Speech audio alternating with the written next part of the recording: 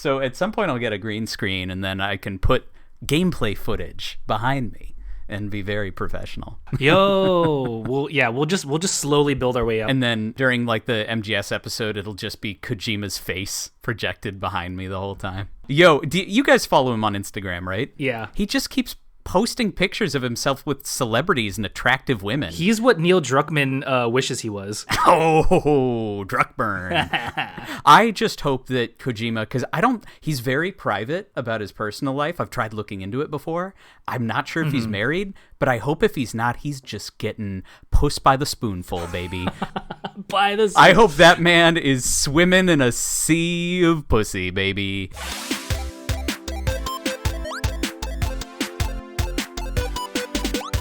Welcome to Of Mics and Memory Cards, a complete rundown of the PlayStation 1 game library, all 4,105 of them. My name is Tyler, and if I was a toy, I would be the Princess Diana Beanie Baby. Today, I am joined by... My name's Jacob. Howdy, howdy, howdy. And I'm Kameron, and you know what? You guys have a friend in me. Aw, that's really nice to hear, man.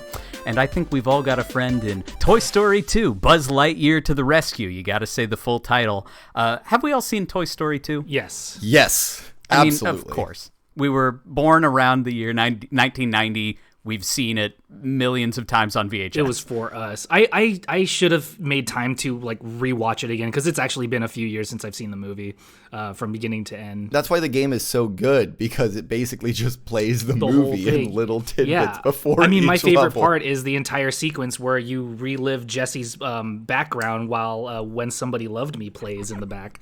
Yeah, so I actually just finished watching it, or I didn't finish. I got right up to the end of it, and my wife came home, and when that started playing, that sequence, both of us just like fell silent. And just like, I had forgotten how genuinely devastating it is. It hits so hard. It is rough, man. And we were like, this whole movie is about, and all the Toy Stories, I think, are about accepting death, accepting aging, accepting that the flow of time moves ever onwards. You know, the Marvel Eternals? These are the real Eternals. They're the toys. They forever watch us as we grow old, but they continue on, forever unchanging. I love the idea that the Eternals are just toys in some sort of cosmic Andes toy box. You hear that, Marvel? Make it canon. Throw this into the next Kingdom Hearts game. That's right. We're talking about it again, baby. Technically, since it's all Disney, and now with the announcement of King Zaddy, Pedro Pascal is going to be Reed Richards. Pedro Pascal could be in Kingdom Hearts 4. Yes, I'm fine with that. He could be in Kingdom Hearts 4 as Reed Richards, and then when they go to the Star Wars world, he'll be Mando as well. This is the way. They should just not make Kingdom Hearts 4 and instead just make Pedro Pascal the video game. You mean Last of Us?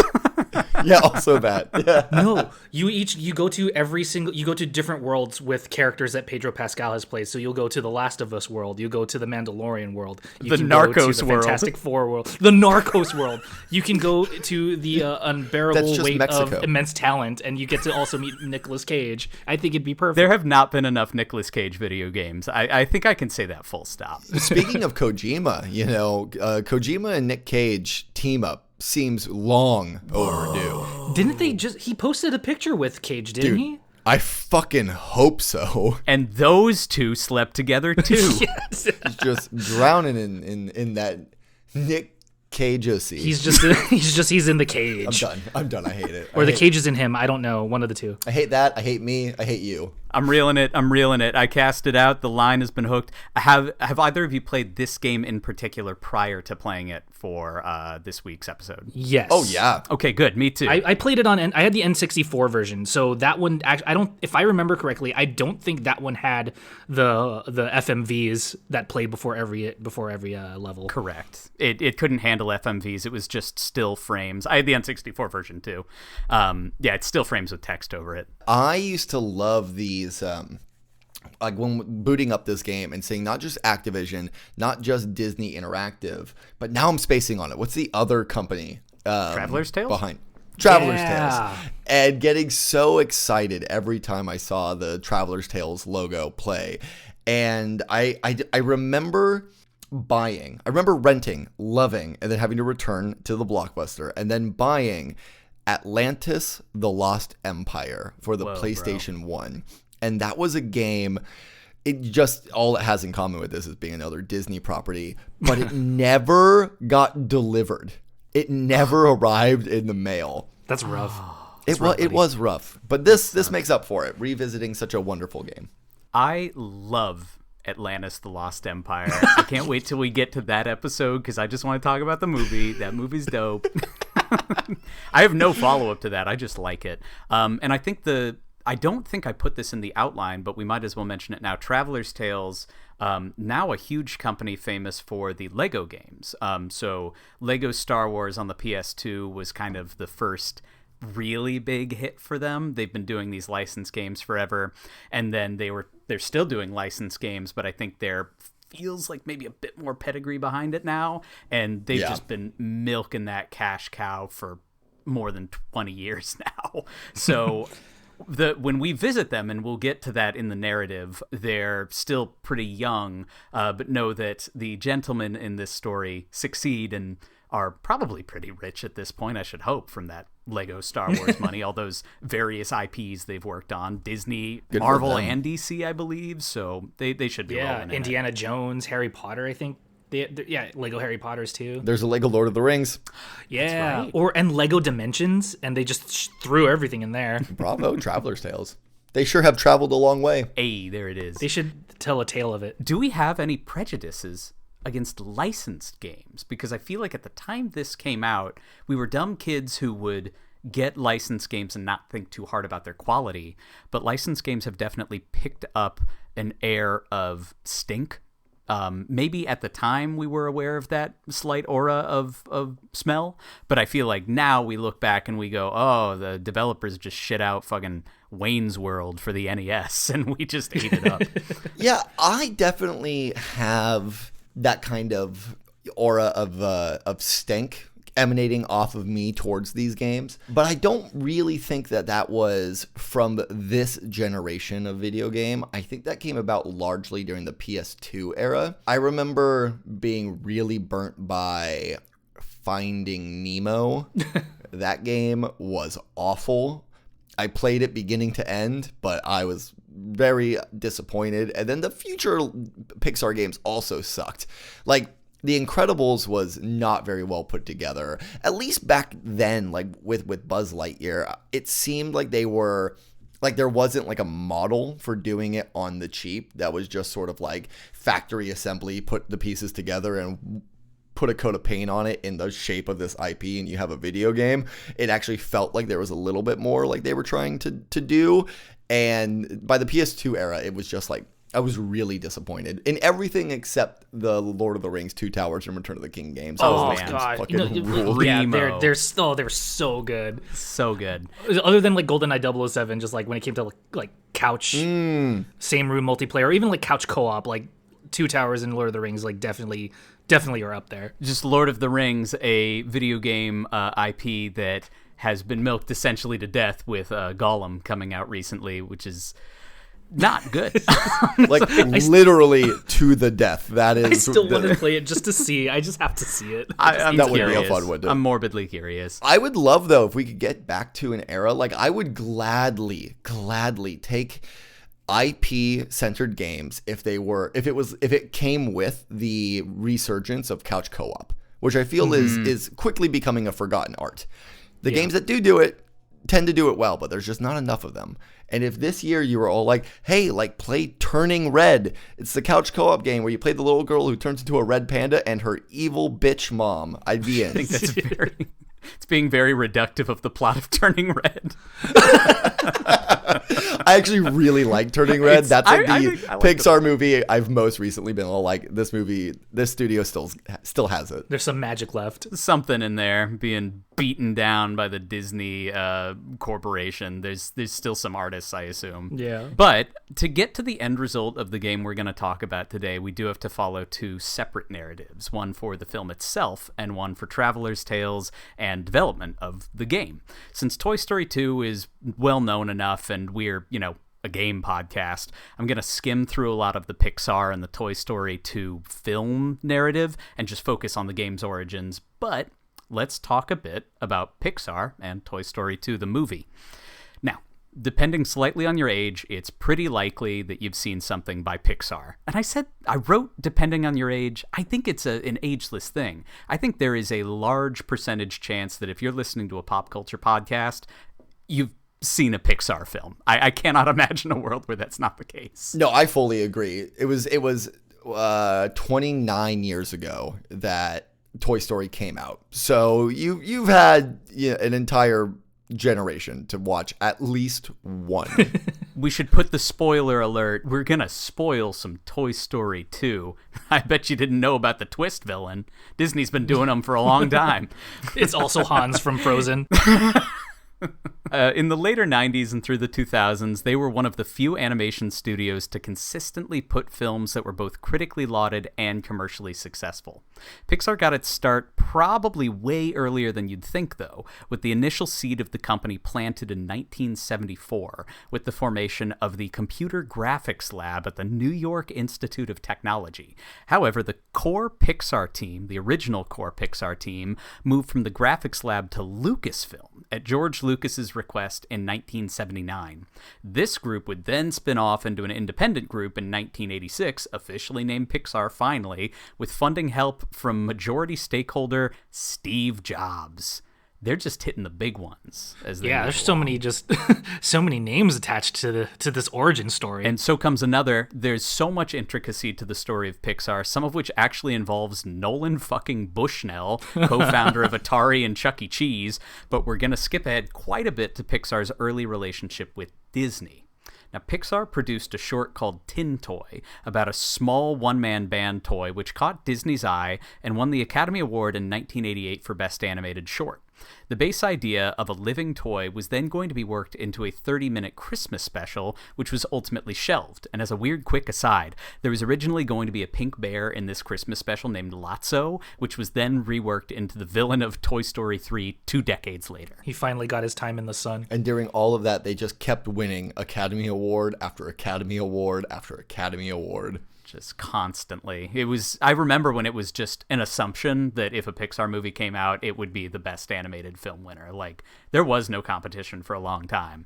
No, except for the Ghibli heads who will forever be burned by the fact that they never got anything, despite the fact that they really should have on several occasions. There's a legitimate argument there, but I think the popular vote was always cast for the Pixar film at the time. The 30-minute special went kaput when Disney CEO Michael Eisner and other Disney executives expressed that they really just wanted a full-length 3D film, which would be the first of its kind. Development of the film took 5 years and was released to theaters November 22nd, 1995. Toy Story. It was a massive success. The best case scenario that they had imagined at the box office was considered to be $200 million in profits, and it made $350 million. The film has a 100% on Rotten Tomatoes, reflecting the near universal praise it received at the time. Everybody loved Toy Story. Because this was the Michael Eisner era of Disney, work on a sequel began immediately. However, it was originally envisioned as just a straight-to-VHS and DVD film of a lower quality, which was the style at the time. Nothing was assumed. It was actually possible that Toy Story 2 would be developed in-house with hand-drawn animation at Disney Studios, instead of where it ended up in the Pixar canon. In an interesting gaming connection, while the standard Pixar crew was working on the film A Bug's Life, which had a PS1 game we will also probably cover at some point, the 95-person crew that became the core staff of Toy Story 2's development had been developing for Pixar's interactive group. They put out 2 PC games in 1996, Disney's animated storybook, Toy Story, and the Toy Story Activity Center. Between the 2 games, they had produced more Toy Story animation than was in the first movie. And then it was Steve Jobs who shut down the division entirely, the interactive division of Pixar, and then shifted them to work directly on Toy Story 2. So the movie begat games, the games begat movies, and these guys technically had more experience animating the characters than the original core team did. Wild. Super weird. There's a lot to cover with the Toy Story 2 development, and way more than we have time to cover here, and it's also not really our wheelhouse. Pixar received enormous pressure from Disney to rush the film along to the finish line. There was once a 2-day weekend getaway with the writing crew where they basically bashed out the entire script, and at one point someone on the animation crew deleted the entire film using a delete all command code in the wrong place. Luckily, someone had brought a backup copy home, so they only lost a couple days of work, but no one in the studio knew that at the time. They were just like, well... So this is like the exact scene in Silicon Valley, if you guys have seen that, when they put the tequila bottle just on the backspace button, and it like deletes and like an entire Pornhub like cache of pornography. I haven't seen it. That is a hilarious show. I highly recommend it. I do. My partner loves that show.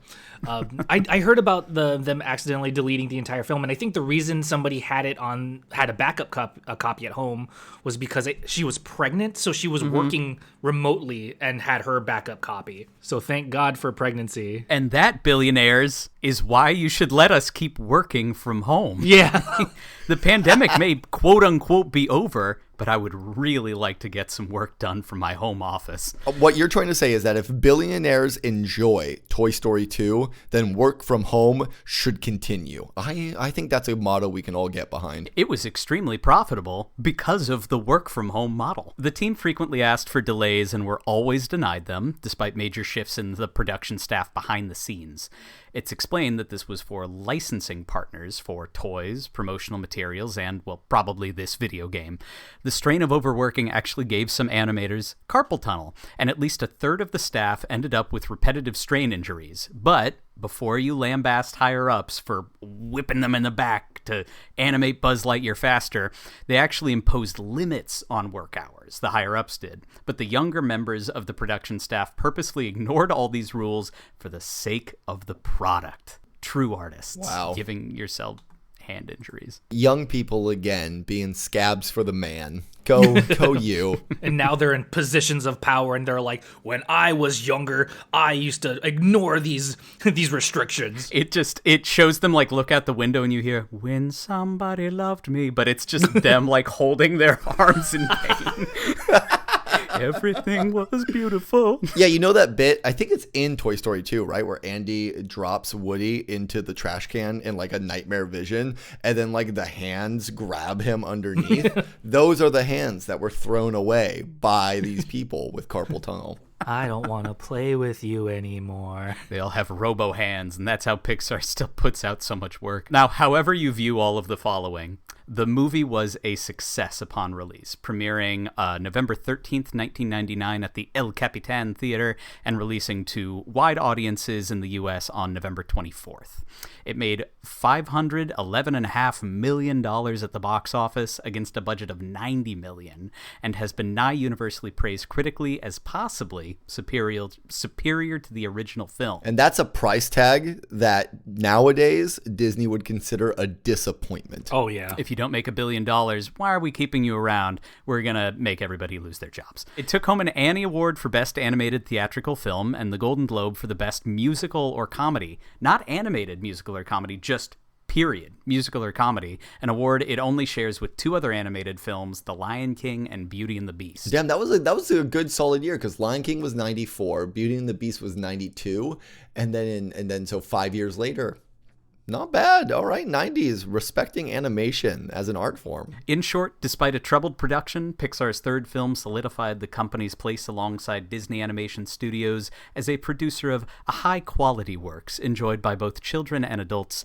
never sacrificing heart for the sake of taking the easy route and making a quick buck, an ethos they would arguably hold on to until Cars 2.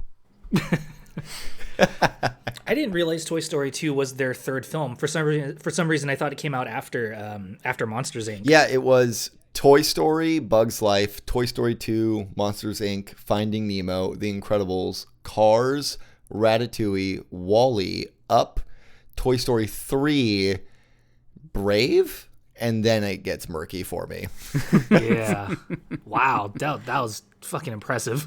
Yeah, that's a nice like a solid fucking run. Solid run of films. For people who can't see Jacob talking, which is everybody, he didn't consult a screen. He did the memorize, like, look up and to the left. That was all ingrained within him. That was all shots, baby. Oh yeah, and I had to stop myself from giving you the years as well that those movies came out.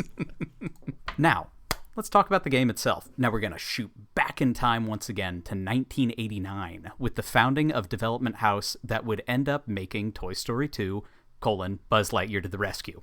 Traveler's Tales was founded in 1989 by John Burton and Andy Ingram, headquartered in Chelmsford, England.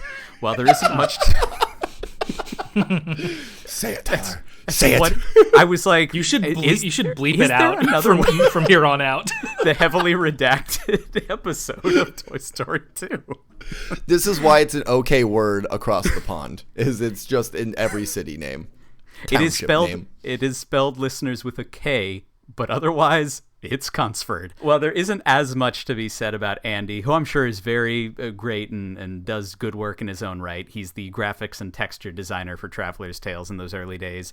There's much to be said about John Burton, who is another one of those weirdly unsung, brilliant early game designers who kept pushing systems to their limit, even if the games he was contracted to build didn't need to go that hard in the first place, and weren't always super fun either, but technically often very impressive. John was born in Winchester, England in 1969, making him either 19 or 20 with the founding of Traveler's Tales. He began coding on his uncle's VIC-20, a Commodore 8-bit computer that was popular between 1980 and 1985, meaning that, given the time frame, he's another one of those kids who got his programming start in his preteen years, being somewhere between 11 and 15. A few years later, he acquired a ZX Spectrum, and I am, yes, UK listeners, pronouncing it ZX, though for us it's actually the ZX Spectrum. A downgrade, in my opinion. But ZX sounds right and frankly sounds cooler. But he acquired a ZX Spectrum, began to develop games of his own. He would occasionally send out games to publisher Firebrand, but he was always turned down at the time. Dang, good for him. Getting a jump early. Back in my day, I was coding on the ZX Spectrum. Punch cards. I don't think they were using punch cards. Can you imagine this guy like talking to like his nephew who just like can't get a job? And he's like, back in my day, I used to design my own games, and I'd wake up at 5 a.m. and I would take a CD-ROM drive and I would walk 5 miles in heavy snowfall just to deliver and hear them say, thank you. I love the Texan accent on the man from Winchester, England. That's fair. And then who is this in the hypothetical he's talking to? His grandson? His nephew. His nephew replies with, "Oh, well, I make hentai virtual novel games, and they're a hit on itch.io." Well, I don't know what you're talking about. It's okay, Uncle. Oh, I have a Patreon for my non-con furry interactive novels, and I make millions. Oh man, I hate the word. I say good for the nephew. In the mid-'80s, I would guess around 1987, Burton got an Amiga, a 16-bit system that, for our American audience's knowledge, was incredibly popular in Europe, specifically in the UK. He began developing for the machine, immersing himself in the Amiga demo scene at the time, making his own games and messing around with existing ones. It's in this scene that he met Andy Ingram, and the two began developing a game that would later become their first release, a fantasy side-scrolling action platformer called Leander. And we all have played the shit out of Leander, of course, haven't we? Yes, oh, yeah. Leander's just about 15 miles north of Austin. I go there frequently. On our childhood Leander. Amigas. Leander? I don't know. None of us know. I've There's never no heard this way name it's before today. Leander. we got to pronounce it in Andy's voice. Leander. Leander. From Winchester. Yeah, come on, don't give me a hard time. The fucking British place is named after a gun. And the other one's named after a piece of female anatomy. The pair would quickly show an early build to developer Psygnosis, a major UK publisher and developer known for pushing graphics on these microcomputers to their absolute limit. Look up Shadow of the Beast, a 1989 Amiga release, to see the kind of work they were doing with parallax scrolling and detailed sprites. Psygnosis took a liking to the pair and acquired the game for publishing, much to the boys' surprise and delight. They were given 18 months to finalize the product, almost all of which was done while Burton was still in college at Liverpool Polytechnic, and the pair decided to found a company for their work, which was called Traveler's Tales. The company would develop 2 more games, Bram Stoker's Dracula, based on the 1992 film, and an original product called Pugsy, before their first Disney finance game, Mickey Mania, The Timeless Adventures of Mickey Mouse, in 1994. Well, Wait, I'm sorry. Is that the title? Were they The Timeless Adventures of Mickey Mouse in 1994? No, the game came out in 1994. Thank you. Just needed a little bit of clarity. I appreciate it. I did not properly italicize the title in the outline, so I can see how it would get confusing. Horrible proofreader. Well, the game itself lands around a pretty okay as far as fun goes. It's visually quite striking, and would give Disney enough trust in the pair to develop Toy Story, which was the first game, Toy Story, in 1995 for the Genesis/Mega Drive and the SNES. Also, I feel like people may have heard this factoid before, but Mickey Mania is the first game that David Jaffe, the father of Twisted Metal and God of War, designed for. Now you know. Right on. There you go. He was hurt by Disney, man. Twisted Metal and the original God of War. He had a lot of aggression to get out of his system. Blood in his eyes, staring at that he little still mouse. does, apparently. He hates where current God of War, the direction the current God of Wars went. And boy, howdy, is he wrong. You know what I hate? I hate when characters grow and change and learn from their mistakes. God, nothing worse. No.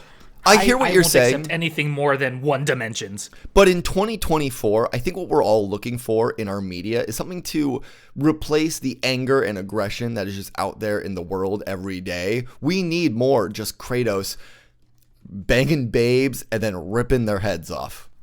Sticking his hands down the severed head to retrieve a key. I forget exactly what it was, but it was brutal. Where are all the sex mini games? Oh, excuse me, the sex QTEs. X, X, X, X, X, X, X, X, X, square, square, square, square, triangle, triangle, triangle, triangle, circle. I failed the sex mini game in God of War 3 so many times, and it is so frustrating to go through that because it like pans over to like 2 other women who then just like shake their heads and look away if you mess up the QTE, and it just takes forever, makes you feel bad. My manhood was diminished. Yeah. If I had a nickel every time I was looked at disappointedly by a woman in the game, of course. Fun fact, QuickTime events are my wife and mine's like code word when we talk about like planned sex out in public. Is that real? That sounds like it could be real. It does, doesn't it? And I will neither confirm nor deny. You know what? I don't care if it's true or not. I'm going to go ahead and believe it. I'm writing all this down, and then, dear listener, we will continue to redact. None of this is going to make it. Now, there's a lot to be said, and I realize this is like the 3rd time I've used this phrase. There's a lot to be said about the development of Toy Story for the Genesis and the Super Nintendo. This is not necessarily the place to tell those stories, but I would instead direct interested listeners to Burton's YouTube channels. He has one called Game Hut and one called Coding Secrets.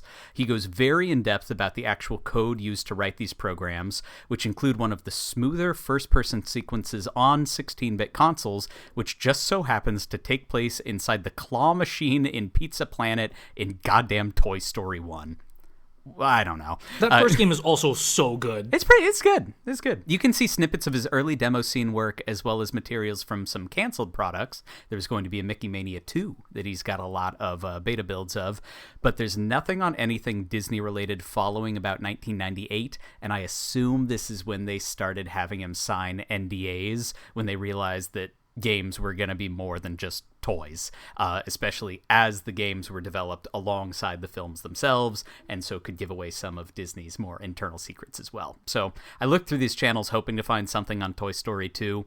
Nada. But a lot on Toy Story 1. I had completely forgotten that games back then based on existing property really did release around the time of the movie. We talked about the Lord of the Rings games earlier, but I remember withholding from playing Return of the King because I think it came out like the same week that the movie came out, and I didn't want to have it spoiled for me, knowing that they use scenes from it in the actual gameplay. We'll go over it. On the other side of that, there's GoldenEye that came out like 2-3 years after the movie. So there's that. And still like didn't follow it sometimes, if I recall. No, no, it branched out and gave James Bond more to do. Good for him. And there's not enough Sean Bean in that game. There is not. There really isn't. I think there's more Alan Cumming than there is Sean Bean in that game. Alan Wedding? Redacted. Alan Cumming. Bleep that out. Traveler's Tales would draw Sega's attention and develop Sonic 3D Blast and Sonic R around the late 90s. While again, these games are no great shakes, they're pretty visually engaging for the time. And weird fact of the podcast, I don't know where else to put this, Burton is pretty highly religious and occasionally slips Christian references into his games. I think he's got some on the back end, but the only one that is actually visible to the player you can find in Sonic R, it's the Jesus fish, the Ichthys? Is that how it's pronounced? Shots, do you know? Ichthys. Ichthys. I don't know. I have no idea. It's the Jesus fish, the one that's on everybody's bumpers. But it's hidden in one of the tracks. I think the first track, if you go through a door and then like turn back around, you can see the fish on the side of the door. Interesting. So, there is a Christian reference in Sonic R. Now you know. After working with Psygnosis again on the PS1 title Rascal in 1998, which was considered to be one of the worst video games ever made at the time, though critics liked the graphics. Are you noticing a pattern here with these guys? Traveler's Tales was still trusted by Disney and Pixar to make the game adaptation of A Bug's Life, Pixar's second film, also released in 1998. That game and Toy Story 2 were both published by Activision, who published everything around that time. They weren't quite the evil corporate megastructure that they are today, but they were flirting with it. Also, back then, they weren't owned by Microsoft. Or joined with Blizzard. I love monopolies. Yeah. Hey, did you guys see that Xbox is like not going away? We were texting about this all week. And yeah. It was like, no, we're not making hardware anymore. Actually, we're going to double down on hardware, and the next one's going to be the most powerful thing ever. And we're going to put Hi-Fi Rush on Switch. Which is awesome. I'm glad. Which is Hi-Fi cool. Rush deserves to be played by more people. Now, what's weird here is Traveler's Tales through all of this was still mostly just John and Andy. They picked up a few frequent collaborators along the way, like David Dootson and Chris Stanforth. The operation was still John's show to program and design. Looking at the credits of Toy Story 2, this is still mostly the case. While Dootson worked on 3D engine programming and there are quite a few additional art designs for characters, backgrounds, and terrain, I get the feeling that the game, so far as we would consider it a game, the level designs, goals, etc., pretty much all John. That's dope. To be fair, it is impressive for him to do all of that, but if you also look at, say, the level design, goals, etc., it's not that complicated. If I had the programming skills and a bottle of whiskey and a free afternoon, I think I could do it too. I mean, Mario 64 had already come out. You just got to do that again, but make it Buzz Lightyear. And to be fair, almost every mission had one where you have to get coins for ham, one where you had to race RC. So it's a lot of repetition. Not only saying 5 missions every level. Yeah. And the level design was just based on levels in the movie. Not to shit on all of his work though. Fuck you, John. What do we know? I would guess that production on Toy Story began more or less immediately after A Bug's Life, if not sort of in tandem with it. Bug's Life shipped for PS1 in November of 1998 and for N64 January of 99. That would put production for Toy Story 2 somewhere between a year and 11 months. The game was built off the engine for A Bug's Life, evidence of which can be found in some Bug's Life still screens still being present in a demo disc for the PS1 and the final Windows version of Toy Story. So you can find Bug's Life screens in some versions and some demo discs of it. Interesting. It seems to me that the bones of the game came together fairly quickly, with a preview build shown off at E3 1999 with a build date of May 7th, certainly not being finished, but having at least 4 of the eventual 15 levels entirely built, and the core mechanics of the game were already in place. And this is as good a place as any to mention the music, which has no right to be as good as it is. It was produced by a company called Swallow Studios, which consists of 2 guys named Andy Blythe. What studios? Boop. Studios. Cum Studios. Andy Blythe and Martin Joustra. They worked with Traveler's Tales as early as 1994 with Mickey Mania, worked on the first Toy Story game, and stayed with the company off and on until 2003's Finding Nemo. You foreshadowed without even knowing it. Jacob's mind is blown right now for you listeners out there. It's actually amazing. I have this superpower where I can see just a few minutes into the future. You might as well call me Mr. Webb. I remember learning about this game with my mom in the Amazon researching spiders right before she died. This episode's going to be released so late. Like, that joke is not going to land. We'll have swung back around to like Morbius being popular again, and people will be like, no one talks about Madam Web anymore. And actually, it's been recontextualized, and now it's like, I don't know, a feminist masterpiece. Now Madam we're Web's gonna like get shit on for shitting on it. The best movie that ever came out.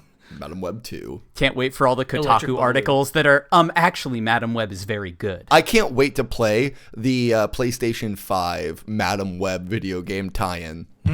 By Traveler's Tales. Lego Madam Web. What was I talking about? The music. After the 2003 Finding Nemo game, they worked on a PS2 Europe-only Peter Pan game. That's their last game credit. The two now seem to develop some kind of software for licensed music for TV and film. It gives people pre-written tracks that can then be broken down and changed, like stems of music that then can get recomposed to use the same track as a different song.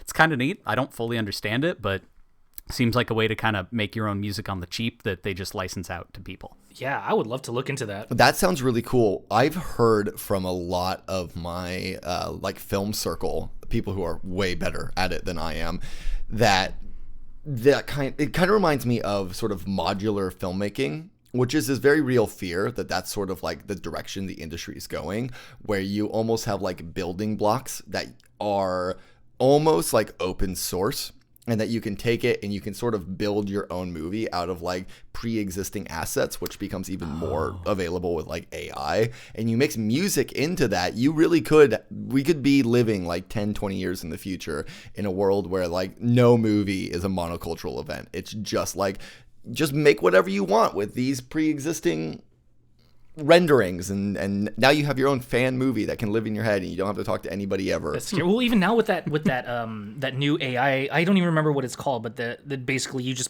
put in a prompt and it can make a movie for you. Like, that's freaking terrifying. Yeah, don't love it.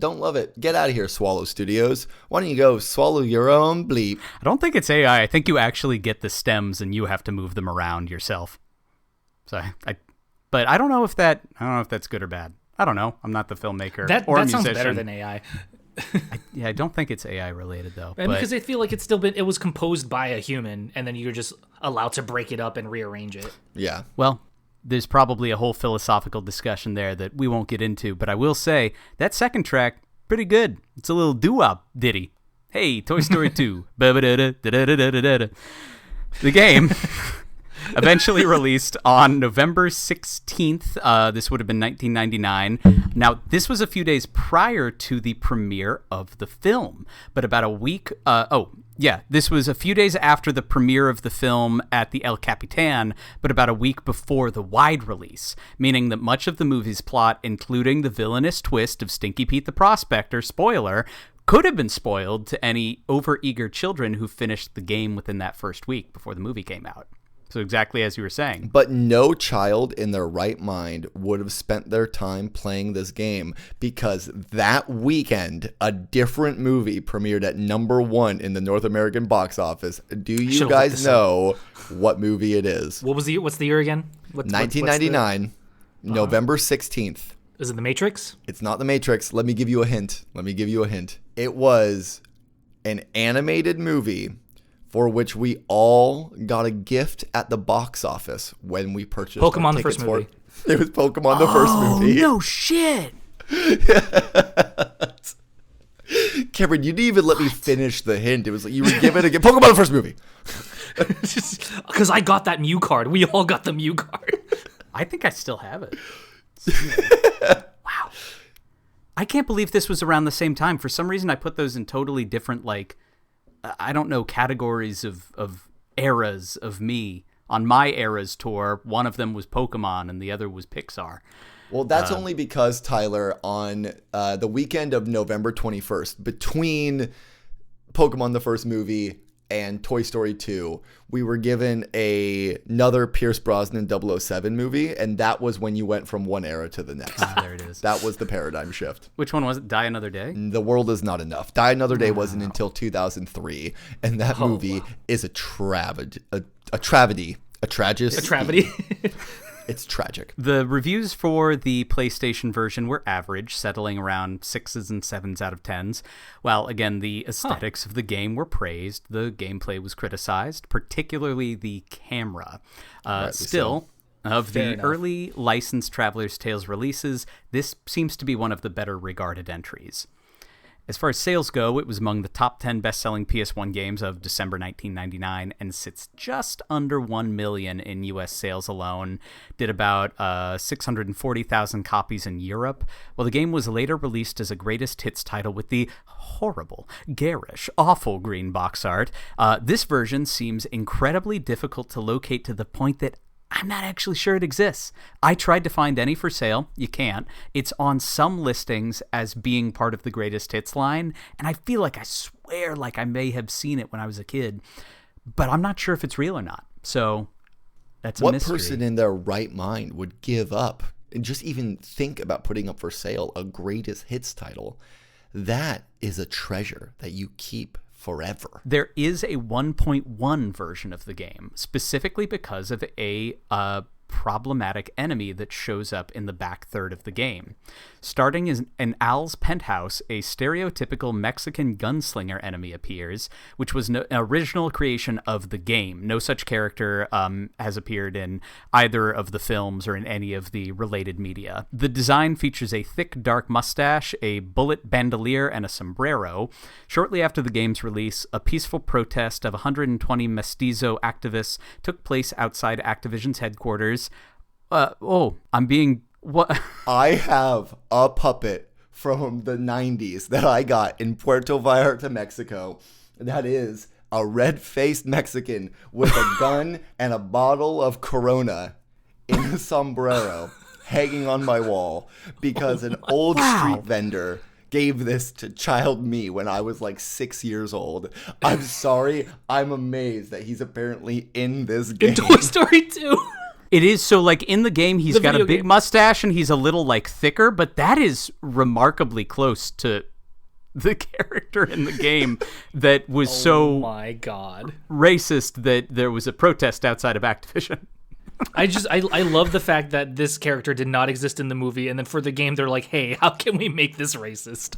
Yeah. To be fair, okay, I don't know if anyone watches any Great British Baking Show, but the most infuriating episode of that television production, the one that more or less made me stop watching it, is they did a Mexican themed bake night of like, or bake weekend of God, and it was something weird. Like one of them was tacos, and it's the Great British Baking Show, so they're like bakers. They typically make like, you know, cakes and pastries. Yeah. And the only baking portion, I guess, was the tortilla, but you know, that's like fried. And so the rest of it was them making like guacamole and making some of the worst looking tacos I've ever seen, and everything else in it was equally problematic. But I just remember one British woman couldn't say guacamole and was like, I got to make the guacamole-o. And it was, so if they are half a world away from Mexico, they are much less physically close to Mexico than, say, we in the States are. But I still don't want to cut them some slack. It's pretty racist looking. Is that true? I need to consult my globe just to make sure. It was a time before the internet connected all of us so thoroughly. They were like, we didn't know. I'm not sure. They're anyway. Like, do they even have dessert in Mexico? I'm pretty sure they just eat tortillas. Sometimes they make them into chips. And there's guacamole. Salsa? Okay. Nephew, back in my day, we could put whatever we wanted in our video games, and no one protests. Well, I guess they did protest them. There were protests. And they got turned into redheaded prospector types. Yeah. So now, Jacob, you're the one who gets shot with lasers. What a gift. But yes, so in subsequent releases, so assumedly the greatest hits version and any discs produced after that original pressing, the character was then changed into something that looked more like a Stinky Pete prospector type, redheaded. It was like a white shirt, like jean coveralls or whatever. So if you play the digital versions, which are really easily accessible now, that's the character you're going to see. Thanks for helping me figure out my Halloween costume for October 2024. Let's go. Without further ado, though, let's get to the game itself. Now, we can start with maybe Buzz's moveset. He's got a laser, the same laser you see in the films, but this one can be upgraded to a little like green super laser. If you find it's just a glowing green stick. It looks like I didn't know what that. It looked like. I thought it was Rex's tail at first. I'm like, oh, do I have to like bring Rex's tail back to? It looks like the inanimate uranium rod from The Simpsons. Oh. And so when you find it, you have a little like meter in the bottom left where you can charge up, and it'll make the little laser sound, and that just turns into a green bar, and then you go pew pew pew pew pew, and the green laser shoots faster than normal. I love that they gave him a real working laser rather than just a light bulb in the movies, because it was such a huge point of contention between Woody and Buzz in the first movie that his laser wasn't real. Yeah, you're right, Cameron. I wish this whole game was the exact same game, but instead of any actual movesets, Buzz Lightyear was really just a toy. He still can't You fucking couldn't do anything. anything. You just try to shoot your laser at other toys and nothing happens. They just annihilate you, man. It could be the Dark Souls of Toy Story games. You're right. This isn't lore accurate, so it's literally unplayable. Buzz can double jump. His second jump does the thing where it like shoots out the wings, or I guess wings is the best term for it. Yeah. From his back, and then he kind of springs forward. He can spin, which doesn't seem to be taken from anything in the movies, I can tell, really. You can charge up the spin too, and it's just his top half. So the top half just goes boom, boom, boom, boom, while his legs are still walking around. And if you charge it up all the way and then spin, you'll actually get dizzy, and then he'll kind of have to pause for a second after, which makes some boss fights really annoying. I'm pretty sure that there's a scene in the first Toy Story. Maybe it's when he thinks he's Mrs. Nesbit and Woody's trying to like get his attention, that like Woody full on spins him around. But don't quote me on that. My Toy Story trivia is rusty. Gotta hit up the Wikia. He can do a butt smash, as was the style in 3D platformers at the time. You jump up and you hit the action button, and he stomps down. I frequently forgot that you could do this because it doesn't actually come up that often. Usually use it to like bounce off of something and go a little higher or whatever. Rather than as an offensive move. And then there's 5 add-ons. I would say this is sort of a proto-Metroidvania. It's not. But there are some items that you get from later levels that you can then return to earlier levels to get stuff that those items can unlock. So there's a shield, which is just a little bluey thing that you roll around in.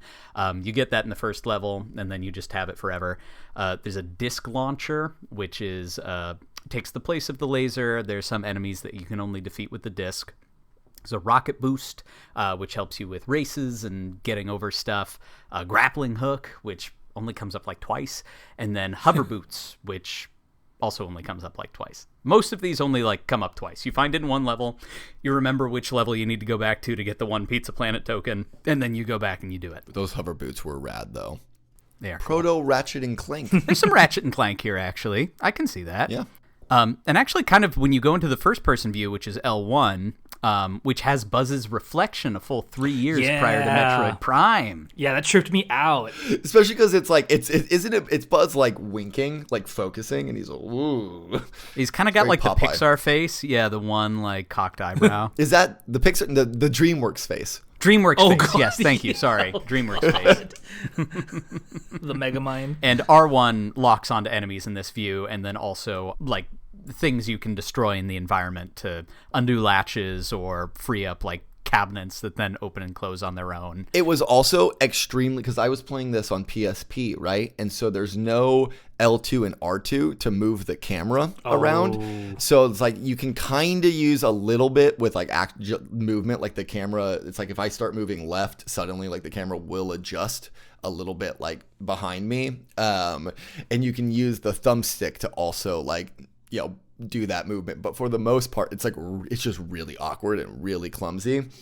And so frequently when I was fighting an enemy, I would have to switch into first person mode, lock on, fire, and then get out and then run away. And it was never as easy as like, because if you press L1, like you're in first person. It's not like you hold it down and when you let go, you exit it. It's like you click, you're in, you click, you're out. That's what I ended up doing to adjust the camera. Like not in like during the boss fights though, but just like in general when you're doing like especially the platforming sequences. Like I relied on L1 a lot to just recenter the camera, like go into first person view, get back out so the camera's behind Buzz. Yes, yeah. And it's worth noting that you can't move in first person view. It locks you to where you can still jump. Weirdly, but it locks you in place. This is pre twin stick shooter, so there's no way to play it all as a Halo game. This is what I think people have to realize is you're not playing Buzz Lightyear. You're playing the pilot inside of Buzz Lightyear. That's why the controls are so difficult. Check out episode 3 of Mics and Memory Cards to get that reference. I would play a first-person Buzz Lightyear shooter. Totally. That actually sounds like a lot of fun. Yeah, only though if the reflection is there the entire time. And never changes. He always stays like with the one eyebrow cocked and smiling. You'll hear the voice lines and just his mouth is not moving. Can we? Okay, I don't think I ever wrote this in, but Buzz has like 5 lines that he'll just spout out randomly, and it's just the same ones over and over. And I blocked it all out. I can't think of what any of them are right now, but and I think it's like a per level thing. You just get 1 per level. Where he's like, no sign of intelligent life anywhere. Yeah. Except when I played this, I could not find a great emulator. And by the time I finally found one, I didn't realize until I had it installed that it was the French version of this game. Oh. So everything was just, Buzz Leclerc, allez, rescue. You know what's funny? I also ran into an issue emulating it where I have my little handheld devices. Like I have an RG. Oh god, which one is it? I have an Ambernic handheld device, and I tried playing it on that at first. But for some reason, whenever you talk to a character, you know how it, like the camera changes to like a different like view while the text bubble comes up. For some reason, whenever you transition from gameplay to the text bubble, the device just could not handle it, and it would glitch out and like slow down and just like, and then on your way out it does the same thing. So I had to like find an emulator on my computer to like actually play it. So I'm thinking they're like, why is this, of all things that the game has to offer, the thing that can't be handled on this tiny little device? It just blew my mind. I will say though, I think this does give me, like, people use Duolingo, but from now on I think I'm just gonna play like rated E for everyone games from the PS1 era in French, so that way like I could like practice it. Yeah, not bad, right? You could, hey, salut Buzz, si tu me rapportes 50 pièces, ça te donnera un jeton Pizza Planet. Sounds like not 100% what you want, but I think it's pieces for Pizza Planet. Thank you, Ham. Hey Buzz, need some coins up here. Oh yeah, God, holy damn. That was solid. Oh, thank you. Because you hear that a lot whenever you go near Ham. You hear that so true. Often. Well, and then some of the voices, they clearly couldn't find actual like clips from the movie that worked. Like, I don't know if either of you got to Al's penthouse where you see Jessie the first time, but she says like, "Hey, Buzz, over here," but it's clearly not. What's her name? Joan Cusack. Joan Cusack. It's clearly not Joan Cusack. It's definitely like the one woman they had around the office that they roped next to a microphone and were like, "Say the line." Yeah, that's weird. You would think of all women, someone could come up with a decent Joan Cusack impression. She's trying, but it's definitely not her. Yeah. And I don't think they've got. Well, I don't know.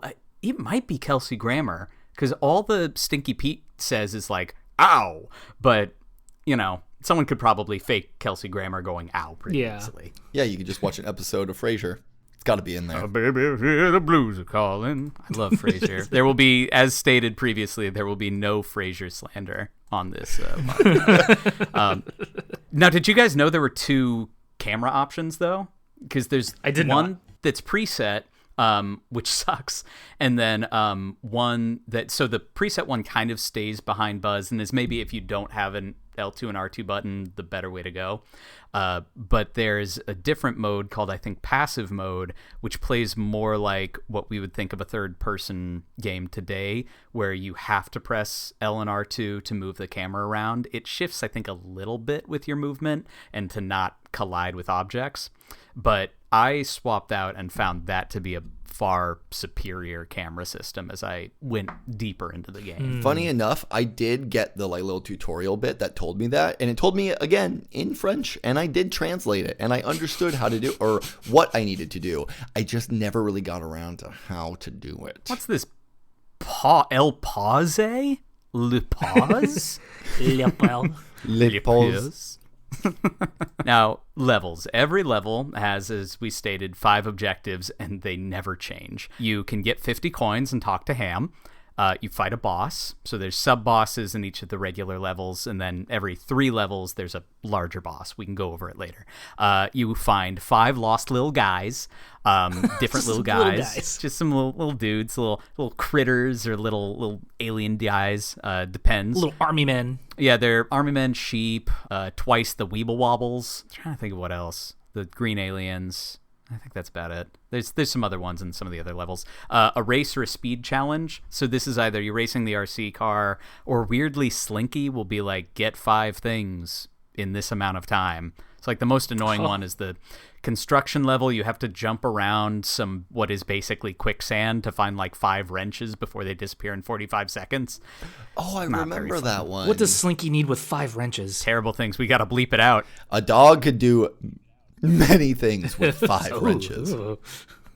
And then the last one is find a hidden thing. So typically that seems to me like the quote-unquote central objective of the level. So it's usually after a platforming challenge or at the top of a platforming challenge, or you have to do one specific action. So that's the one that can kind of change up based on what level you're in. But otherwise, every single level follows this formula. I'd say about half the levels, the first time you visit, you can get all 5 tokens, and then the other half, you have to come back for at least 1 or 2 of the tokens, with one of the add-ons that you get by getting Mr. Potato Head's pieces, which are every 3 levels or so, a potato head piece has fallen off. You find it, you bring it back to him, and he unlocks a box, and then you can pick up one of those items from the box and then profit. On the subject of Potato Head, his voice acting in the French version, really good. I think Mr. Potato Head is a missed opportunity to have a French character in the Toy Story franchise. Monsieur Potato Head.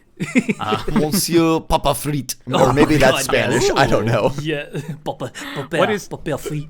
Potato in French? What I thought was funny... Pomme de terre. Oh, pomme de terre. Monsieur pomme de terre. And then whatever head is. I love it. Okay, potato head in French. Tete de pomme de terre. Yes. Tete de pomme de terre. So it'd be Monsieur Tete de pomme de terre. God damn. Yeah, I'm pretty sure that was a villain that 007 killed in The World's Not Enough. You definitely played the best version of the game, I think. I had no doubt. So I found something interesting that like kind of, I don't know what it means for the implications of like Toy Story lore, but the second level, the boss is a Zurg kite, and it's like, so that kite is sentient. So are kites toys, or like what gives something sentience to like come alive in this world? You know, like do they just have to have like I don't know look like a character or something? Because like, can you imagine your existence just being a kite? It's Cameron. It's a little bit like Voldemort in Harry Potter. Zurg split his soul into 7 different pieces, and one of them was a kite. So actually, they bring that up in Toy Story. Is it 4? The one with Forky? Yeah, I haven't seen the 4th one. It's fine. But Kevin, what? You gave up after the trilogy? You never saw Toy Story. Legitimately, though, Toy Story 4, don't really give a shit. But like the villain in it is genuinely spooky. Oh, yes. Yeah, I'll give you that. Definitely. And that feels like maybe they were sitting on that one and trying to find a use for her, because it felt like, We got She's this good. cool-ass spooky doll. Yeah. But Toy Story 4, so the toys in the Toy Story chronology have been passed on by Andy to a new girl whose name I don't recall, but she's Bonnie. like a preschooler. Thank you. And she makes a fork toy, I think, at school, and just gives a fork, like a plastic fork, a face, and some spork. like. Oh, it's a spork. From like the little like little pipe cleaners, right? Yes. I thought it's not Forky, it's Sporky. No, I think you're right. I think it is Forky, but I'm pretty sure he's a spork. Either way, he's voiced by Tony Hale of Arrested Development right fame, on. Buster Bluth. But he's Killing given me, sentience by the child. By drawing a face and stuff on him, where it would be implied that were he just a fork and or a spork, he would not have sentience. So it's a great question. I don't know So where then if you take a kite and make it into a character, then they're like, oh, I'm alive now. It would actually, Okay. and this would be interesting because Forky wants to die after achieving life. He's just like, right. I'm not supposed to be sentient. This is misery. I feel awful and I can't stop. Put me out of my misery. But Woody won't let him. Woody holds him to life against his will. And you can imagine that the Zurg kite, after being split off from Zurg's soul, probably also just wants the sweet release of death. So he searches out Zurg's mortal nemesis, Buzz Lightyear, to destroy him. And in the second level of Toy Story 2, Buzz Lightyear, to the rescue, Buzz arrives at the rescue of the Zurg kite. Fucking brilliant. all the toys, he is rescuing every toy that he destroys because toys don't want to exist. What does the immortal want more than to be mortal? This is easily, we just wrapped up 3 episodes on Final Fantasy VII, and now we're getting into the deep philosophical questions. And also, when you kill them, you get rewarded with Pizza Planet tokens. The tokens they're basically the stars in Super Mario 64. So you get 5 they're like the big thing that you get per world. And so every set of 2 levels, it's 2 levels a boss, 2 levels a boss, 5 tokens per, so a 50 tokens total. I will say, I don't know if I've mentioned it yet, I don't know why, I was compelled to 100% complete this game. I got all 50 of those fucking tokens. Let's go. Dude, good job. I wouldn't say it took me that long. I mean, by the time you finish the game, you've got most of them just by getting them. Just That would have been the hell of it. Such good content for this channel. The levels themselves are pretty large. Often the interiors are segmented into distinct zones. So it's kind of like levels within levels for like the penthouse or Andy's house. There's like a kitchen section, a bathroom section, with its own kind of, it's usually just like climb up some stuff, figure out a way to get up there. Hey, you got up there. Way to go. Now go up somewhere else. There's a lot of verticality to many of them. The construction zone in particular is very tall to the point that it like you hit switches to basically unlock a like fast travel back up because it's so likely that you'll fall at some point and lose like 10 Dark minutes of Souls. progress. Yeah, exactly. Honestly, it's not that far off. And that's actually when I played it originally on the N64. I think that was the level I got stuck on, and that's when I stopped playing. I think that's the make or break one where you're like, oh, this isn't that fun anymore. I got my fill. I'd rather watch the movie. Yeah, Majora's Mask just came out. I want to play that. You do only need 1 token to finish a level and move on to the next one, but different levels have different token requirements. So at some point, you'll need to get more than 1 per level. The last level doesn't do the verticality thing. It's a giant empty flat space with a big plane just going in a circle in the middle. And it's not quite like to scale, like it's not really like what an actual Buzz would be to like a 747, but it's pretty large. And that level's very boring because there's nothing to jump on. You just kind of, and it's got like a Silent Hill haze around it, foreshadowing, where the draw distance can only go so far. So at some point you're like kind of walking into a black void, and then out of nowhere, it's Ham. I think you're forgetting about the element where the plane is circling because the cabin's not pressurized, and so just panels from the airplane are flying off, threatening to hit Buzz. That's a current events joke for people watching the story out of Alaska Airlines in Portland and Boeing. It's all good. I read the news. I'm old. It landed in like near the apartment building that my partner and I used to live in. The door did? The wall? Yeah. Yeah. Mm-hmm. Yeah, it was up here. I know it was up there. It's like a teacher's backyard. That's crazy. I didn't even think. As soon as it wasn't on the plane, in my off into the aether. Yeah. It's object permanence, right? It wasn't there, therefore it doesn't exist. Coming at you with current events like Madam Web and that airplane whose door fell off. Hope you're enjoying this 2 months in the future. Hope that's all still relevant. Hey, did you guys hear about Ocean Gate? I really hope it's not. So the levels in order. The journey that they go on. You're in Andy's house. You go to Andy's neighborhood. Then there's a construction yard, alleys and gullies, Al's toy barn, Al's Spaceland, an elevator hop, Al's penthouse, airport infiltration, and tarmac trouble. So you follow generally the course of the movie. You can tell that some of this is padding. I don't remember the toys going into any like back alleys for a significant amount of time or a construction zone. You're telling me I was only stuck on the 3rd level. I'm so mad at myself. Yeah, there's a lot more game. And actually, I really like the toy barn level. Was very fun. The penthouse level is fun. The elevator is another very, very vertical one that has 2 big elevators that just go up and down that you can ride up and down, but they're timed, and it takes them like maybe a minute and a half to get from the top of the level to the bottom, and it's just a little like it's a little dull. That's rough. the level you get the hook shot in, but they don't do anything that interesting with it. You go into first person view, you hook onto a thing, and then you're up there. It's like jumping, but more. That's But always more how steps. I've thought about grapple hooks. It's like jumping, but more. And then the bosses, there is a plane, a toy plane. There's a question. The toy plane seems sentient because it attacks you. And there are other toys in the universe that don't have like faces or humanoid features, but are sentient. So Yeah. at what point does it attain sentience? Right. Because like Really Etch-a-Sketch. throwing me off.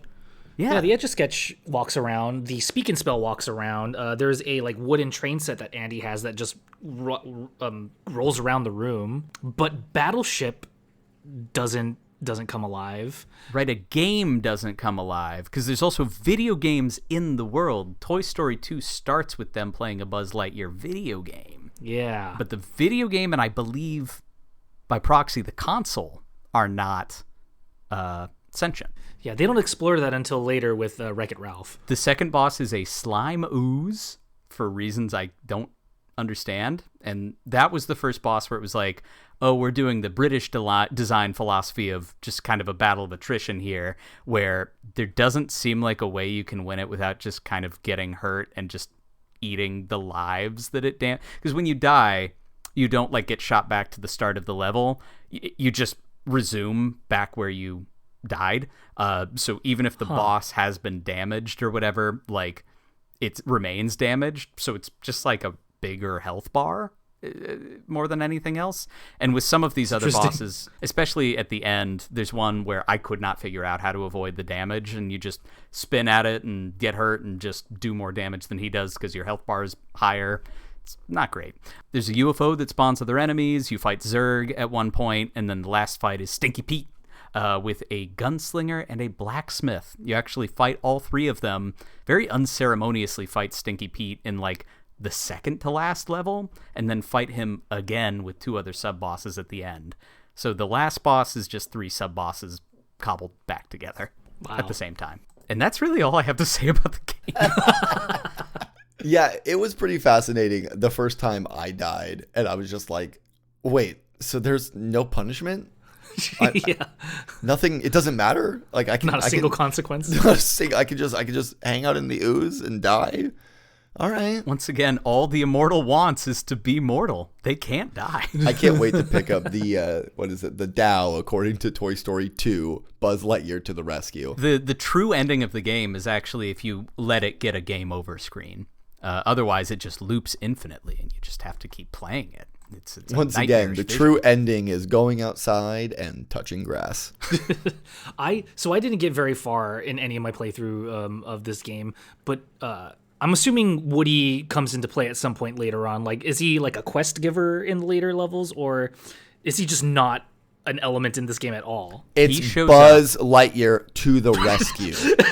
To the rescue of who, Cameron? Andy?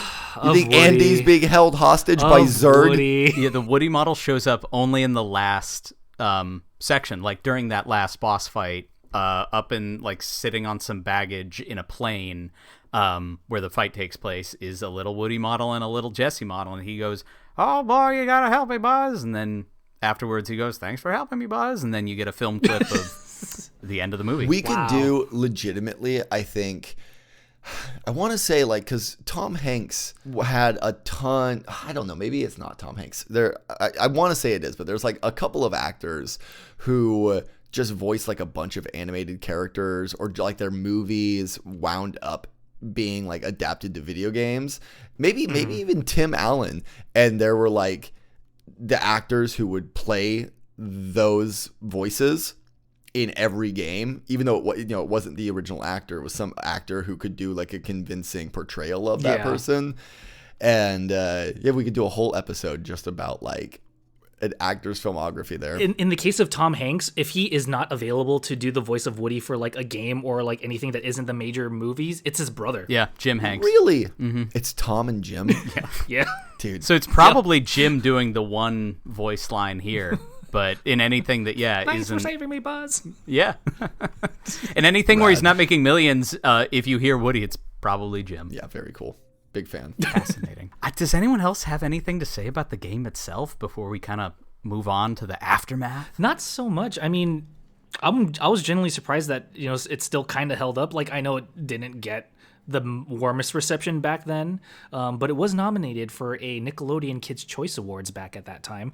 But other than that, it was still I still found it fun. Like, I understand your how you were compelled to like 100% it, because I didn't want to move on from one level until I got all of the Pizza Planet tokens from it, and then you get to where it's like, oh, you can't get this one because you need a piece from Mr. Potato Head further on. Like, Rex literally tells you that. So I was like, oh, fine, I guess I'll just move forward. Yeah, I thought, while we've been talking about it, I was thinking, I like the model of the levels in that they're really just built around kind of exploring.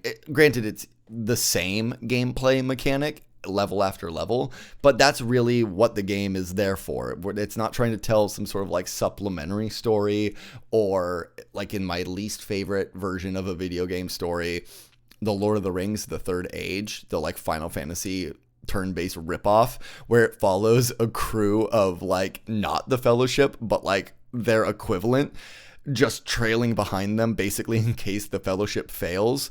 And so it's literally just the story beats from the game but with different characters. And then when like the story is completed, because from the movies the main characters completed the story, like you don't get a resolution, the game's just over. It's like, oh, they did it, so the B team wasn't really necessary. Here it really is just a design to give you the opportunity to play around with like the gameplay loop that they've created.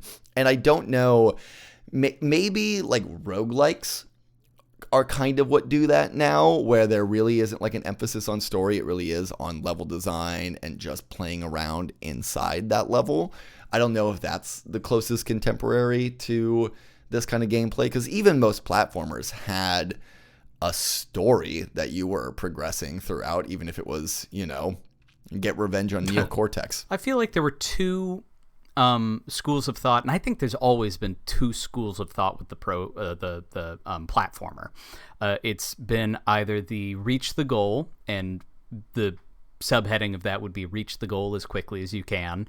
So typically the straight line, your Marios, your Sonics. And then for a long time, the European design of the platformer was something that is mockingly called the airplane hangar design, where it's a huge level that goes out in multiple directions, not necessarily one direction, and the point is to collect many things. And so you see like that, the collectathons. Yes. And so what's interesting is the collectathon on the 16-bit consoles, you'd see that kind of thing in Amiga games, something like Zool, but you'd also see it in a lot of bad license games like Home Improvement or Mighty Max or whatever. Oh yeah, I was just gonna say, like, the Donkey Kong countries kind of have that DNA in it. To the point, what makes them work. to the point where like I think even Miyamoto kind of criticized it. I think he was a little harsh on it back then, but I think he's more recently warmed up to it. Well, but what's funny he is did not like how you had to collect. Like, there were just so many things to collect. Well, what's funny is that's what fucking Yoshi's Island is. Yoshi's Island is the first kind of collect-a-thon produced, I feel like, by a more Japanese-leaning production staff. And then that leads pretty straightforward into the design philosophy of Mario 64, which is a very wide open space where you may have one goal that you go to, but the point is more about like kind of the playground.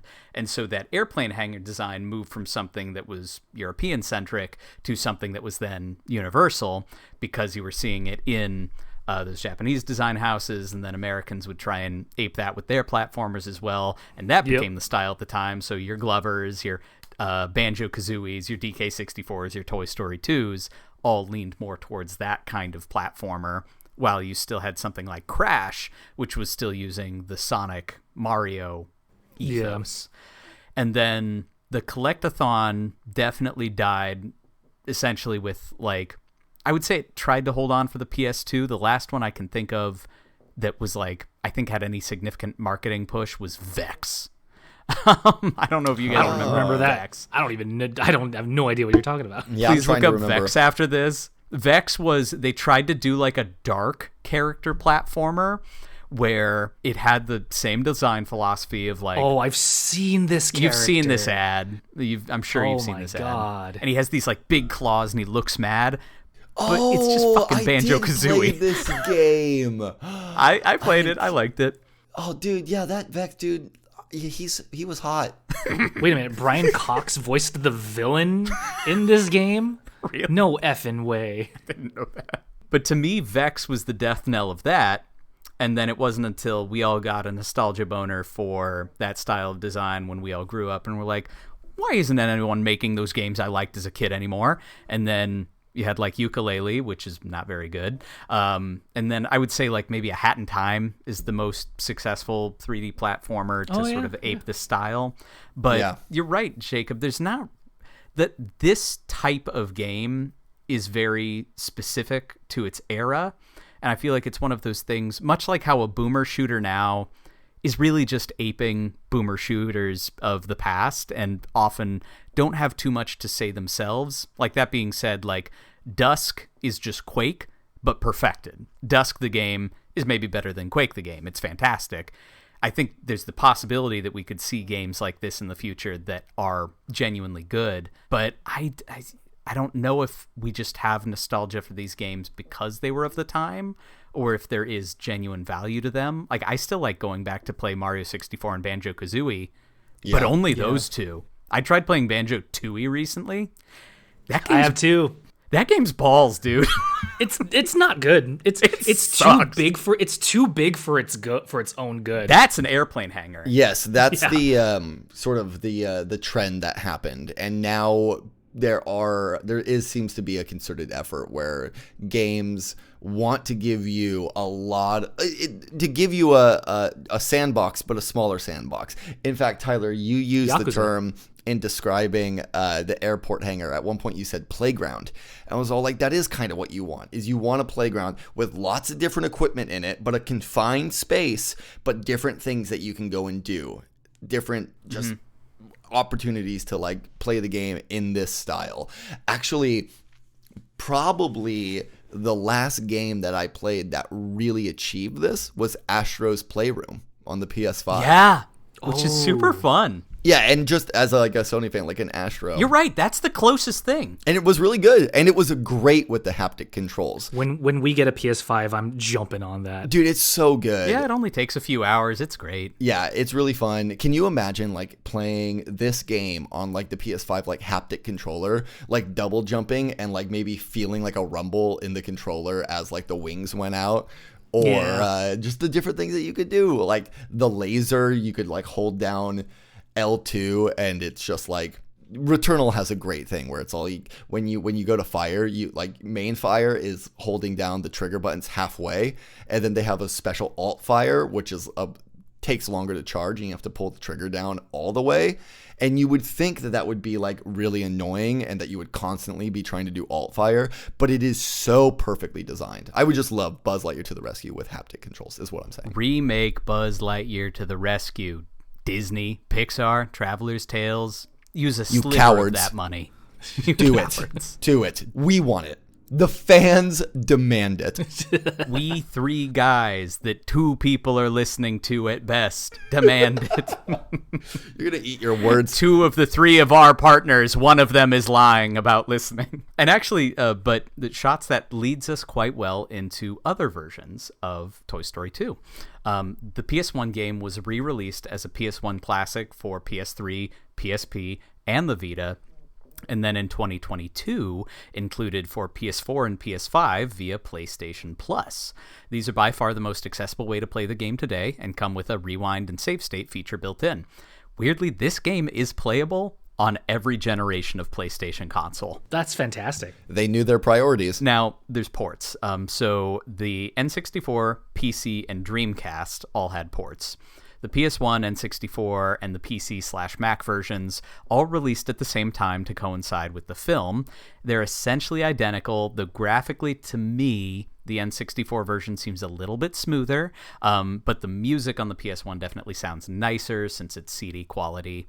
The N64 is also unable to play the FMV clips, as we talked about, opting instead for still frames and text. The Dreamcast version was delayed and released in July of 2000. This is probably the best version of the game as far as how it looks. It looks the best and sounds the best, though it's entirely based on the PS1 version, so it's just kind of up-resed. And I've read on some forums that the analog control is really wonky, like they didn't adjust for the Dreamcast's sticks. The DualShock for the PS1 would have been out at the time, so they would have designed for those sticks, but I think the Dreamcast version was... The whatever the analog was for Dreamcast was different. They maybe didn't kind of optimize that as well as it could have been. I don't know. This is all third-hand information from forums from kind of around that time, so your mileage may vary. Now, we're going to get into the weeds here, boys, just because I can. The Game Boy Advance version was released November 11th of 1999 and developed by Tier Text Design Studio and published by our good friends at THQ. I played it for a bit and I found it absolutely fucking dreadful. It was so unpleasant. You hold B to run and then you press B again to jump, so you have to like let off it for just a second and then repress it, and he jumps forward, but he doesn't jump forward at the same way that he jumps up, because if you're standing still you just jump up at a certain height, but then when you're running you go like bleh, and do like a weird like kind of Prince of Persia style leap forward. There's a mechanic in the first level where you have to jump off a ball and fly, and I've seen it in a YouTube video, but no one in the comments knew you could do it, and the manual's been lost to time. I put in a solid 20 minutes on this first fucking level, and I could never figure out how to jump off of the post onto the car and then jump on a ball and then fly. It's bad. It's really bad. The music was fine, and Buzz's face on the title screen is frightening. I'm looking up that title screen right now. I gotta see this for myself. Tyler, the mistake that you made is that you have to jump off. Terrible. You have to jump off of a ball and then fall with style. Yes, thank you. Where were you 2 weeks ago? His face looks awful. Yeah, it looks really bad. He looks like Sloth from the Goonies. Now we're getting into the deep weeds. There's the Toy Story 2 Activity Center, which is a collection of mini games, mostly riffs on existing arcade games. There's a street crossing with cones game, a scene where they cross the street with the cones and they can't see. Oh, yeah. It's a Frogger rip called Cone Chaos. There's like a cross between Burger Time and Mappy with robots in a toy store. It's called Toy Shelf Showdown. There's a tactical board game that's like chess and checkers matched up with Woody playing against Bullseye the horse. It's called Critter Corral. There's like a Maze Cubert mashup with Buzz bouncing around luggage in the airport terminal. It's called Luggage Lunacy. And the last bit is a comic/scene maker that Disney Activity Centers used to just love. And I remember playing with those when I was a kid. I haven't played any of these. You're harping on these, but I really feel like these are just like the mini games in Kingdom Hearts 3. Will we go an episode without referencing Kingdom Hearts 3? The answer is No. And I feel like this is a fine episode in which to mention it because Well, it in is Kingdom Disney. Hearts 3, it is Disney, and it's also when they finally did a Pixar level, and they It's 'cause true. they did Monsters Yeah. Inc. and they It's did Toy Toy Story. Story. And the Toy Story level is so fucking weird because you're in like I loved it. like the mall like toy store. And it's like kind of cool in there.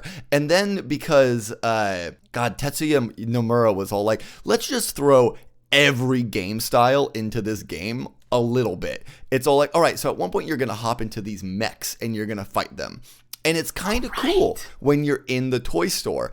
But then you like go into the video game and it is some weird like post-apocalyptic like Armored Core 6 style world that's on fire and you have to like battle these other mechs and you're like, in a Kingdom Hearts game, where did this come from? It makes no sense. I think it was an old concept that Tetsuya Nomura had for maybe one of the Final Fantasies that he was working on, and then it got shelved. Maybe it was there were some concepts left over from when he was, I think when he was in charge of Final Fantasy 15/Final Fantasy 13 Versus or whatever. And he's like, I have these ideas, man. I gotta get it out. You know where it's gonna go? It's gonna go into the Toy Story level of fucking Kingdom Hearts 3. On one hand, like I kind of love it. That's what I always loved about Toy Story, or not about Toy Story. It's always what I've always loved about Kingdom Hearts, the weird mashing up of ideas. But I don't know. It was just too weird. I guess. It did give us the moment of, I can't remember what boss you were fighting, but where Sora is like about to like run in and fight, and then Woody is just like puts his hand to the side. No, I gotta do this. Yeah, that's right. Such a badass moment from Woody of all people. Yeah, way to from go. Jim Hanks. From Jim Hanks. What's the line from Toy Story 2 when Goofy fucking dies and Mickey says like from Kingdom Hearts 2? yeah, and Mickey goes like, they're going to pay for what they did or something like that. That's exactly I mean, it. the series is built on that incongruity. Or where Donald's trying to do the Zeta Flare and Goofy's like, Donald, no! And you guys are really good at these voices. I've played a lot of Kingdom Hearts too.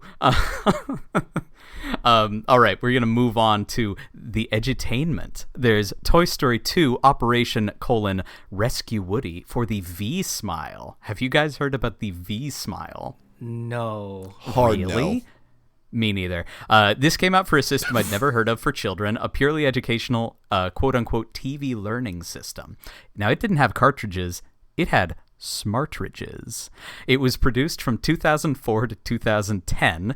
Toy Story 2 Operation: Rescue Woody came out in 2005, which is a full 6 years after the movie. It released technically a year closer to Toy Story 3. You can either go on a learning adventure or select the learning zone. And while it's supposed to be educational, it looks like another collection of minigames and platforming bits with occasional math or word problems thrown in, but sprite work looks pretty nice. So there you go, everyone. Now you know about the V-Smile and Toy Story 2. All right. But that's not all. Are you both aware of the Sega Pico? Yes. Sega Pico. That was the Mexican level in the Sonic the Hedgehog game. Yeah, they had to patch it out later because there was actually a protest in front of Sega's offices. No, the Sega Pico, which I do think I had this one, or I played with it at looks maybe a familiar. dentist's office. It doesn't have like a gamepad. It's a kind of a soft pad that's got a grid on it, and you get a little stylus pen, and whatever you click around on the pad it's mimicked on the screen. So kind of a Nintendo DS, but from the 90s. From Sega. Yeah, Sega does what Nintendo does 10 years later. So we've got Toy Story 2 Woody Susaku Daisakusen. Daisakusen? Anyway, it translates to Susaku Daisakusen. I think you got it, actually. It was the accent. With a loose translation being the creative strategy of Woody. Now, the Pico was released in all regions, but the game itself that we're talking about was only released in Japan. So if you watch the long play of this, it's all of the like Toy Story characters have their little like talking heads, but it's all exclusively in Japanese. And I would say the only languages better than French for these Toy Story characters are Japanese. I really like Ham's Japanese actor. Awesome. From what I can tell, this Japan-only release came out around August 2000 and seems to be another collection of minigames. Follow the plot of the film with some shockingly good sprite art and music. It's not some kind of lost gem, but it was popular enough in Japan to get a re-release in 2003 for the Pico's 3-year anniversary. Aw, good for them. There's also a board game called the Cone Crossing game that you can watch two big sweaty dudes play online. That's not pejorative. I love them, but that's the only video I could find of it.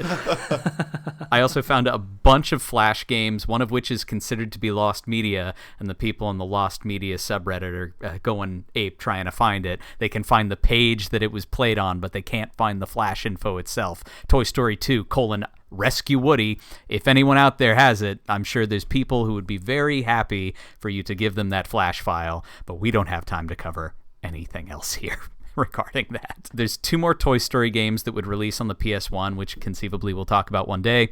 Also both designed by Traveler's Tales. Buzz Lightyear of Star Command, which was based on the 2D animated show of the same name. Put it on Disney Plus, you cowards. Show, by the way. It's not streamable right now. It's so good. Patrick Warburton is Buzz. That's such solid casting. Not only is that solid casting, but one of my favorite villains of all time is from that show.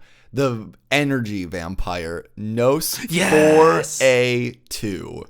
Great name. Yes. But I've listened to something recently about why that show is not like viewable, and most people theorize it's because it's highly sexual.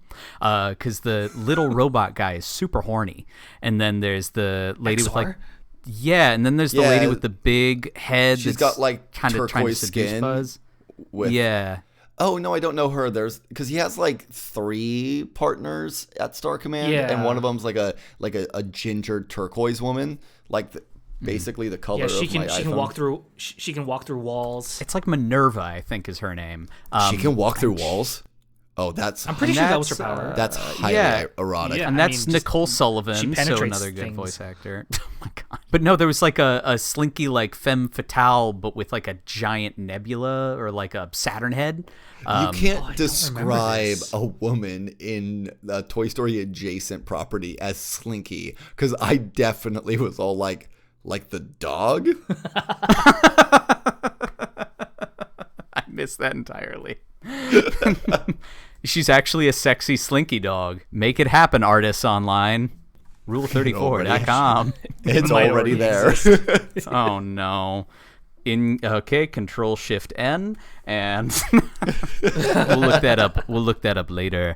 I'm gonna save that for later. Anyway, the game that was based on released in late 2000, and then Toy Story Racer came out a few months later in March of 2001. It's just it's a Mario Kart clone. They're doing what they gotta do. All right. Pay the bills. In conclusion, Toy Story as a brand has never really gone away, meaning that the games have never been too far behind. Toy Story 3 actually had a dedicated licensed platform game released for all current systems at the time, which was the PS2, but also the 360, the Wii, the PS3, etc.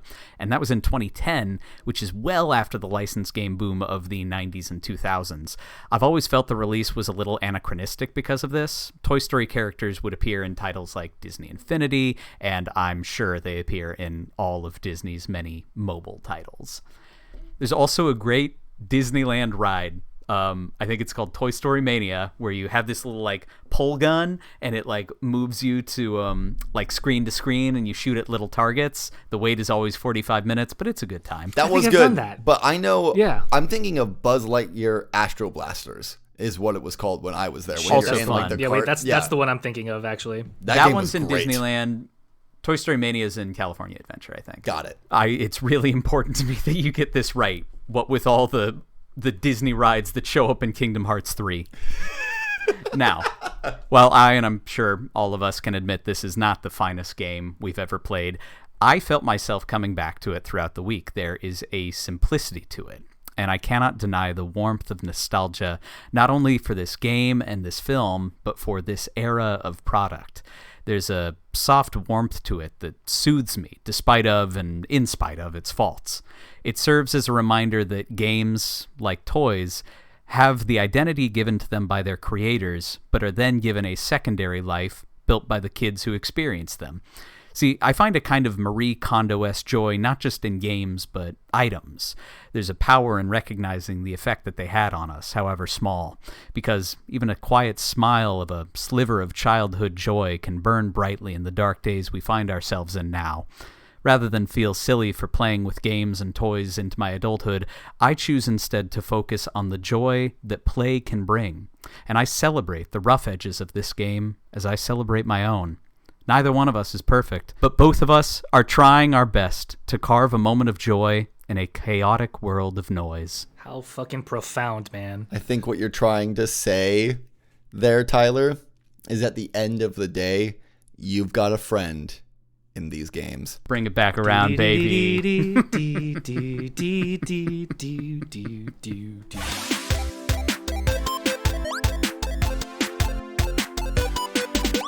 Thank you once again for joining us for yet another episode of Mics and Memory Cards. Please join us again next week when we go over the fantastic Silent Hill for the PlayStation 1.